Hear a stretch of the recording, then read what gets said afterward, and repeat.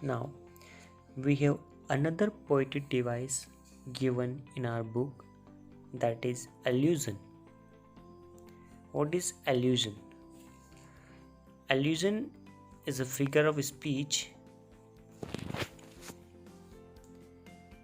Allusion is a figure of speech that makes a brief or indirect, you understand, brief or indirect reference to a person. Reference means it is an indirect reference to a person, place, or something of historical, cultural, or literary significance. In the poem, which is in our syllabus, A Seaside Walk, the poet alludes the Arab tale of a princess weird who combat her wicked enemy. Here, this princess weird and wicked enemy genius. Okay, and cried victory. Okay, but ended up in a heap of ashes along with genius. So it means here allusion means actually the, if I tell you in Hindi simply that when, जब हम किसी चीज़ को history के किसी person, place या कोई चीज़ हो उससे रिफ़र करते हैं, उसको उसका रेफरेंस हिस्टोरिकल चीज़ों से कंपेयर करके देते हैं, उस सिचुएशन में हम दैट मीन्स एल्यूजन का यूज़ करते हैं। जैसा कि कोई व्यक्ति कर्ज में डूबा है तो उसको हम ये बोलें कि वह टाइटैनिक की तरह डूब गया, वह टाइटैनिक की तरह डूब गया। इसका मतलब ये है कि यहाँ हमने एल्यूजन का यूज़ किया है कि वह टाइटैनिक की तरह डूब गया, मतलब वो टाइटैनिक मतलब जहाज़ है जो कि वर्ल्ड वाइड फेमस है।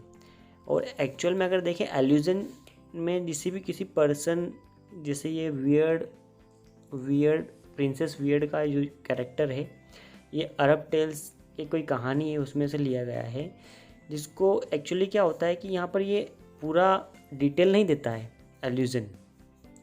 क्यों नहीं देता है? क्योंकि जो लिखने वाला होता है, जो पोइट होता है, ये सोचता है कि सामने वाला जो रीडर है वो इस व्यक्ति को जानता है। जैसे ये वियर्ड है, ये जीनियस है, ठीक है, ये विक्ट्री है, ये सब एक कहानी है अरब टेल, ठीक है, वहाँ से लिया गया है। तो दैट इज़ वाई वो पूरा डिटेल नहीं बता रहा है इसमें। So we can understand that कि एल्यूजन क्या है। एल्यूजन जो है, one second, allusion is a figure of speech that makes a brief और इनडायरेक्ट रेफरेंस। आप रेफरेंस को ध्यान दो, एक इनडायरेक्ट रेफरेंस करता है किसी पर्सन से, किसी प्लेस से, और किसी वी कैन से any kind of something that is historical और कल्चरल, जिसका कि लिटरेरी सिग्निफिकेंस हो। उससे जब कोई ब्रीफ या इनडायरेक्ट रेफरेंस होता है उसको हम बोलते हैं एल्यूजन। अब यहाँ हम देखते हैं कि the literary reference is from the story of envious man from the Arabian nights. ये कोई एक कहानी, कोई कविता या कोई बुक है, ये फेमस बुक है जिसके कैरेक्टर हैं ये प्रिंसेस वियर्ड और ये जीनियस, ठीक है। यहाँ पर ये हीप ऑफ एशेस, ये कोई चीज़ है जो कि उस स्टोरी से ली गई है। The princess uses her secret knowledge and magical powers to reduce a wicked genius, ठीक, to a heap of ashes. That means वो जो प्रिंसेस होती है उस कहानी में क्या करती है, अपनी पावर के थ्रू उस जीनियस को उसको जलाकर राख और खाक कर देती है, जिसको हीप ऑफ एशेस बोला गया है। एंड शी क्राइज विक्ट्री, और वो चिल्लाती है विक्ट्री, विक्ट्री मतलब जीत या विजय हो गई, लाइक दैट।